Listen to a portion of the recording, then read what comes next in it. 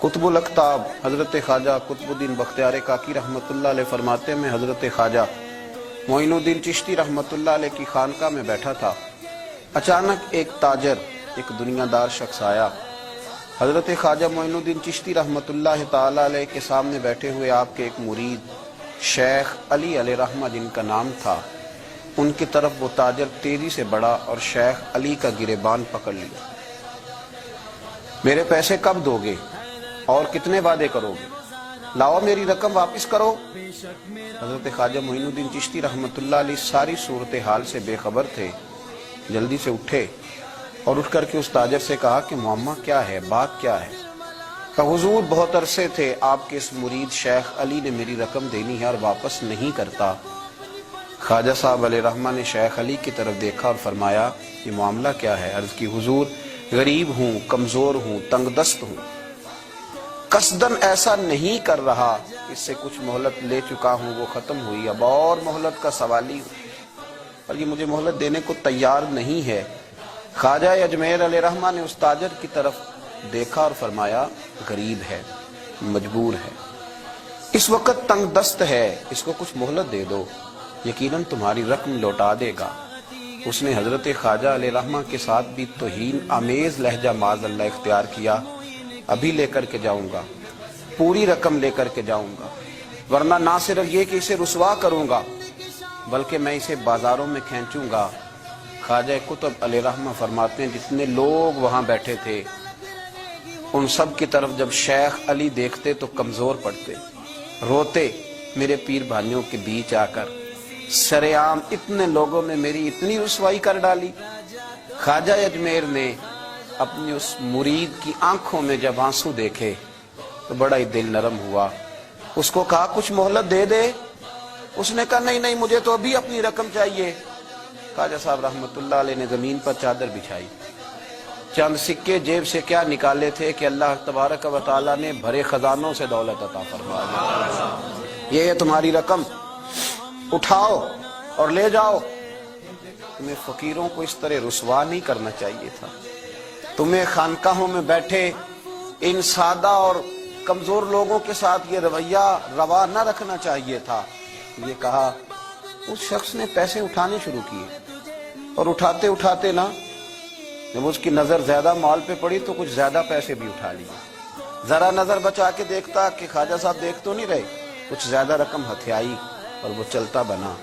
حضرت خواجہ علیہ رحمہ نے شیخ علی کو تھپکی دی، فرمایا اللہ نے تمہاری عزت رکھی، پر ایک بات میری یاد رکھنا، جب بھی بھروسہ کرنے کو دل ہوا، جب بھی کسی طرف سہارا ڈھونڈنے کا دل ہوا تو یا خدا کی طرف دیکھنا یا محمد مصطفیٰ کی طرف دیکھنا صلی اللہ علیہ وسلم۔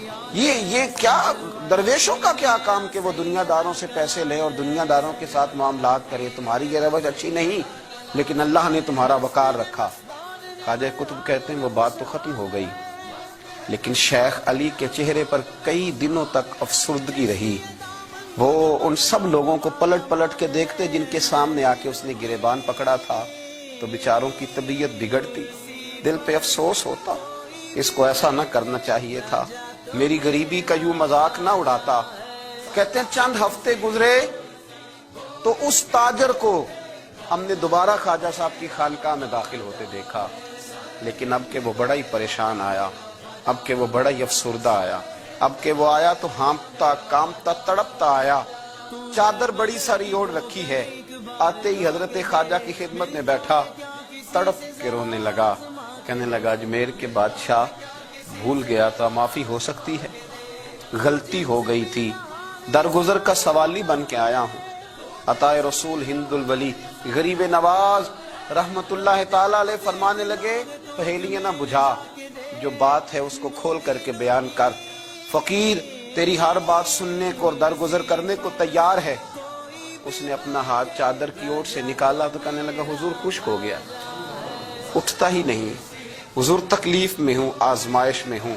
ہوا دراصل یہ تھا کہ میں نے نا وہ میں نے سکے اٹھاتے اٹھاتے نا آپ سے نظر بچا کے کچھ زیادہ اٹھا لیے تھے، تو آپ کی ناجائز دولت، میں نے آپ کی دولت کو ناجائز حاصل کر لیا تھا، تو حضور اس سبب سے میرا ہاتھ چھل ہو گیا، مجھے اتنے لینے چاہیے تھے جتنے میرے بنتے تھے، میں نے ناجائز پیسے لے لیے۔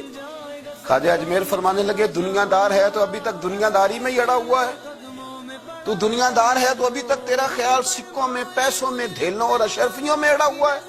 فرمانے لگے مجھے پتا تھا تو زیادہ اٹھا رہا ہے، لیکن فقیر کے پاس جو خزانے ہیں وہ اس کے ذاتی نہیں، وہ رب کریم کے دیے ہوئے ہیں۔ اللہ کے خزانوں میں سے کوئی لے گیا تو لے گیا، لیکن تو یہ کیا سمجھتا ہے کہ زیادہ سکے اٹھانے کی وجہ سے تیرا ہاتھ چھل ہوا ہے؟ یہ اس لیے تیرا ہاتھ خشک ہو گیا ہے کہ تو نے ایک فقیر اور درویش کو بھرے مجمع کے اندر رسوا کر ڈالا تھا۔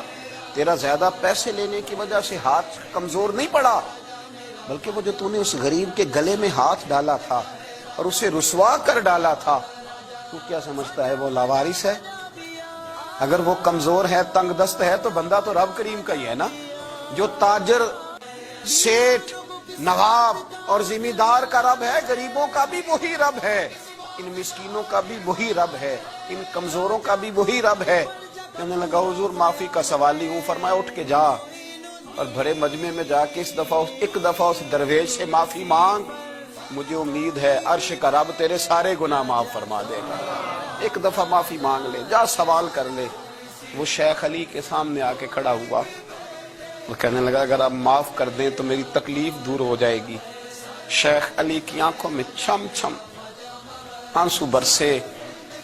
کہنے لگا آپ نے معاف کیا کہ نہیں کیا؟ کہنے لگے یار تو تاجر ہے، تو ذمہ دار ہے، تیرے دل میں پتہ نہیں کیا تصور ہے، پر میں نے تو معاف کرنا ہی ہے، اس لیے کہ نہ میں تاجر ہوں، نہ میں ذمہ دار ہوں، نہ میں دنیا دار ہوں، میں تو غریب نواز کا ماننے والا ہوں۔ میری مجبوری یہ ہے کہ جس شخص کا میں نوکر ہوں نا، اس نے سکھایا ہی معاف کرنا ہے۔